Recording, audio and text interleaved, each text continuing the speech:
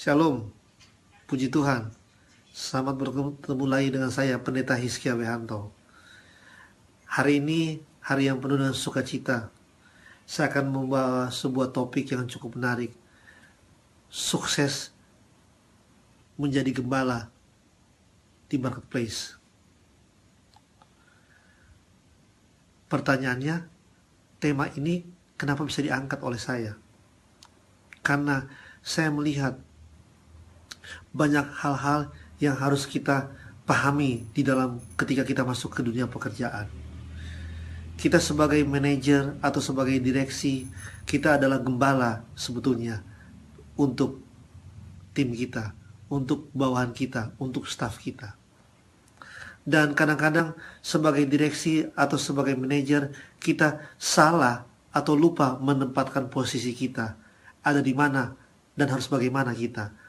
Padahal kita adalah orang yang setiap hari Minggu pergi ke gereja.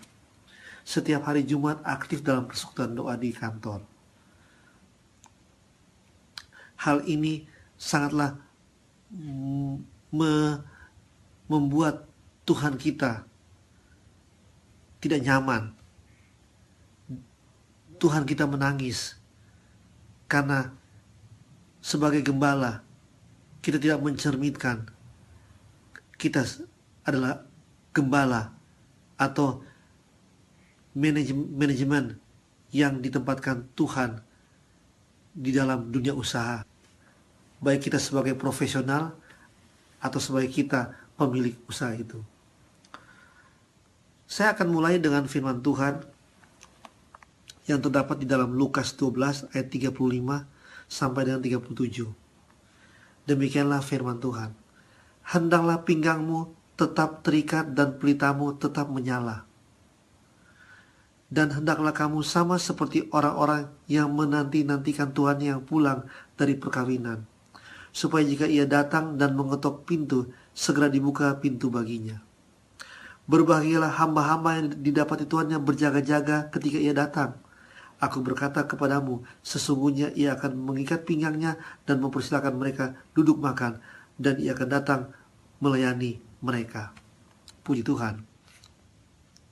Ayat ini kalau kita renungkan menarik untuk kita tarik kepada konteks atau aplikasi dunia pekerjaan kita atau dunia usaha. Kita lihat, hendaklah pinggangmu tetap berikat dan pelitamu tetap menyala. Hendaklah kita harus memiliki pelita yang menyala. Pelita yang menyala-nyala adalah apa? Sebuah pemahaman atau sebuah aplikasi kehidupan di mana kehidupan kita adalah sebuah pelita atau lilin atau lampu pelita yang bercahaya. Apa maksud cahaya ini? Cahaya firman Tuhan ada dalam kehidupan kita, dan orang-orang di sekeliling kita dapat kita berikan terang kebenaran firman Tuhan. Puji Tuhan.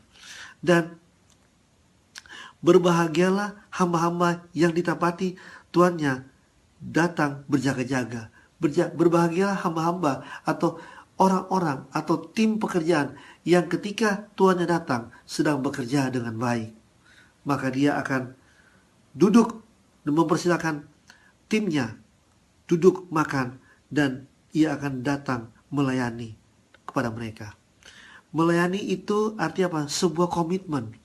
Mengajak masuk hamba-hamba atau pekerja-pekerja itu sebuah cerminan, sebuah status di masa waktu itu agak sedikit ada perbedaan antara hamba dan Tuhan.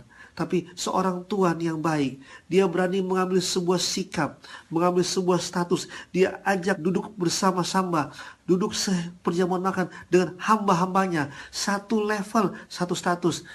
Karena dia adalah Tuhan atau owner atau direktur atau manajer yang menerapkan kebenaran firman Tuhan dalam kehidupannya. Haleluya. Dan dia memiliki tim pekerja yang semua merupakan orang yang juga memiliki kebenaran, ketaatan dalam firman Tuhan. Sehingga sekalipun Tuhannya tidak ada, sekalipun ownernya tidak ada, sekalipun direksinya tidak ada, sekalipun manajernya tidak ada, mereka tetap bekerja untuk mencapai target dari business plan atau achievement yang ditetapkan oleh perusahaan. Puji Tuhan. Dan Lukas 12 ayat 43 mengatakan, berbahagialah hamba yang dapat tuannya melakukan tugasnya itu ketika tuannya itu datang. Dan ayat 44, aku berkata kepadamu, sesungguhnya tuannya itu akan mengangkat dia menjadi pengawas segala miliknya. Dan sebagai karyawan, sebagai pekerja, apabila kita melakukan pekerjaan kita dengan baik, kita mengikuti SOP, sistem dan prosedur, kita mengikuti job desk kita kejar achievement target atau business plan yang ditetapkan oleh perusahaan dan ada di pundak masing-masing kita sebagai supervisor atau sebagai manajer juga yang memiliki target itu. Kita kejar, kita motivasi tim kita berikan coaching tim kita, dan engkau akan dilihat oleh owner atau direksi, dan engkau akan menerima reward yang baik karena engkau bekerja mengandalkan firman Tuhan. Apa artinya bekerja mengandalkan firman Tuhan?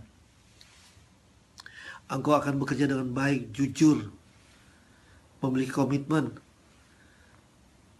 berdoa selalu kepada Tuhan, cari relasi dengan Tuhan, sehingga ketika engkau memiliki benturan dalam pekerjaanmu, ada Tuhan tempat engkau bertanya, ada Roh Kudus yang memberikan engkau hikmat dalam bekerja sebagai karyawan dan sebagai pemilik perusahaan, sebagai direksi, sebagai manajer, sebagai general manager, sebagai deputy director. Engkau adalah tuan dari pekerja-pekerjamu. Engkau adalah gembala buat mereka. Engkau adalah gembala di marketplace. Dan ketika engkau menerapkan kebenaran firman Tuhan dalam bisnismu, dalam pekerjaanmu, dalam usahamu, engkau akan memimpin timmu dengan hikmat Roh Kudus. Engkau tidak akan pernah membeda-bedakan timmu. Oh, si A lebih rajin, si B lebih kreatif, atau si C lebih cerdas. Engkau tidak akan membeda-bedakan, karena di matamu, karena engkau adalah owner atau direksi yang takut akan Tuhan, adalah sama semuanya. Mereka adalah pekerja atau tim yang engkau telah rekrut.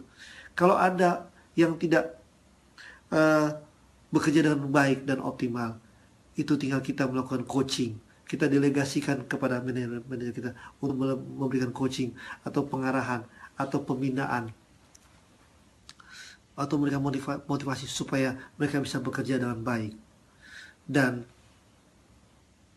kalau masih ada yang tidak sesuai yang kita harapkan dalam prestasi kerja, ya artinya adalah ada kesalahan dalam melakukan rekrutmen, ada kesalahan dalam melakukan assessment.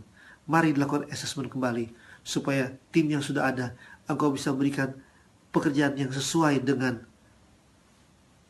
talentanya, dengan kemampuannya, dengan kapasitasnya, dengan skillnya. Itu yang harus kita lakukan. Jangan pernah ada di pikiran kita untuk selalu berencana membuat ketidakadilan dalam tim kita. Misalnya, kalau engkau tidak berprestasi, aku akan kasih SP. Aku akan bikin engkau tidak betah politik-politik perusahaan, supaya engkau lama-lama resign sendiri. Itu tidak. Sebuah perusahaan yang dimiliki oleh orang anak Tuhan, seorang direksi yang takut akan Tuhan, tidak akan pernah berpikiran seperti itu. Karena kita akan melakukan rekrutmen sesuai dengan orang yang tepat yang kita butuhkan. Oleh sebab itu, human capital atau HR atau HRD atau personalia di perusahaan teman-teman harus memiliki sistem rekrutmen yang baik dan tepat. Jangan karena itu rekomendasi dari orang yang kita kenal, atau rekomendasi dari saudara kita, atau dari ipar kita, atau dari kolega kita langsung terima. Padahal ketika dia bekerja, kapasitasnya atau capability-nya atau skill-nya tidak masuk di dalam job desk yang kita berikan. Sehingga apa yang kita bilang penempatan SDM yang tidak tepat itu terjadi. Mari sebagai orang yang melayani Tuhan, sebagai owner yang memiliki perusahaan, dan engkau adalah orang yang takut akan Tuhan, engkau adalah gembala buat timmu. Gembala yang baik akan dikenal oleh hamba-hambanya atau domba-dombanya. Gembala yang baik akan bekerja dengan penuh hikmat Roh Kudus dan kebenaran firman Tuhan. Gembala yang baik akan mengcoaching domba-dombanya, akan mengarahkan domba-dombanya untuk bekerja, untuk masuk ke kandang yang tepat. Gembala yang baik akan bekerja dengan sungguh-sungguh. Gembala yang baik akan memberikan kemampuan leadership dan trust, kepercayaan kepada timnya untuk bekerja dengan baik. Dan gembala yang baik akan mampu sukses di marketplace. Dan engkau akan lihat usahamu akan semakin naik, bukan turun. Karena di dalam hatimu ada kasih anugerah Yesus, ada hikmat Roh Kudus dalam memimpin perusahaan. Oleh sebab itu tema ini sangat menarik. Sukses menjadi gembala di marketplace. Karena tidak semua orang akan mendapatkan kesuksesan di marketplace. Mari sebagai orang percaya, orang yang hidup dalam kebenaran firman Tuhan, kita ubah cara kita dalam bekerja. Kita ubah cara kita memanage tim kita. Kita ubah cara kita bekerja. Kita buat sistem yang baik. Kita buat rencana bisnis yang baik. Bisnis plan yang baik di usaha kita. Kita buat target-target yang tepat. Dan di dalam target dan bisnis plan itu, kita serahkan ke tangan Tuhan. Biarlah Tuhan yang bekerja. Dan di dalam pelayanan Anda, itu adalah pekerjaan Anda.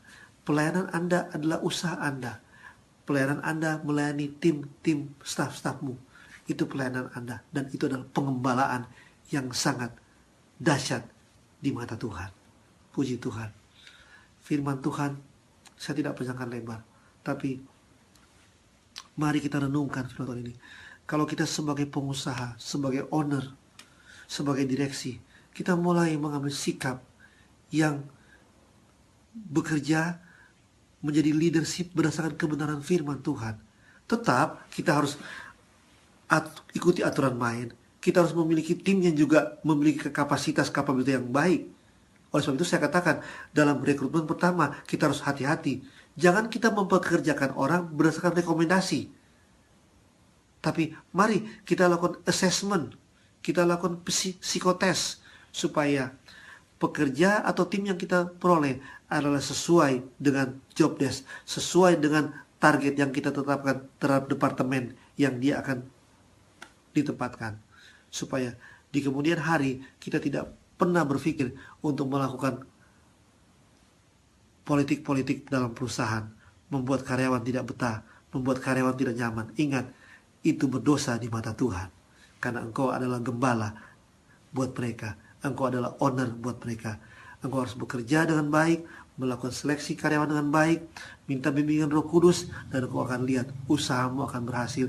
Usahamu akan diberkati karena usahamu engkau kerja dengan baik. Dan sebagai karyawan, saya mau pesan, jadilah tim yang benar. Jadilah staf-staf atau karyawan yang bekerja dengan tetap ada pelita di dalam hidupmu. Ada pelita yang menyala di dalam hidup, sehingga engkau akan bekerja dengan rajin. Engkau akan bekerja dengan etos kerja tinggi. Walaupun pimpinan engkau, owner engkau, direksi engkau tidak melihat, tapi engkau akan bekerja dengan penuh komitmen. Karena bicara Tuhan yang datang melayani, bicara pelayanan, komitmen, owner atau direksi memberikan janji kepada setiap timnya. Supaya timnya tahu bahwa ini dia Tuhan yang saya tunggu-tunggu. Dia akan ajak kita duduk bersama-sama mengerjakan pelayanan ini atau mengerjakan pekerjaan ini. Dia akan melayani kita. Haleluya. Tuhan Yesus memberkati. Mari hari ini kita berubah. Kita kembali kepada owner yang bekerja berdasarkan bimbingan Roh Kudus dan kebenaran firman Tuhan. Tetap profesionalisme kita tetap taruh di depan. Karena apa? Itu adalah bentuk yang paling baik menjadi profesionalisme, menjadi entrepreneur, menjadi pengusaha di dalam rancangan Tuhan. Haleluya. Tuhan Yesus memberkati. Amin.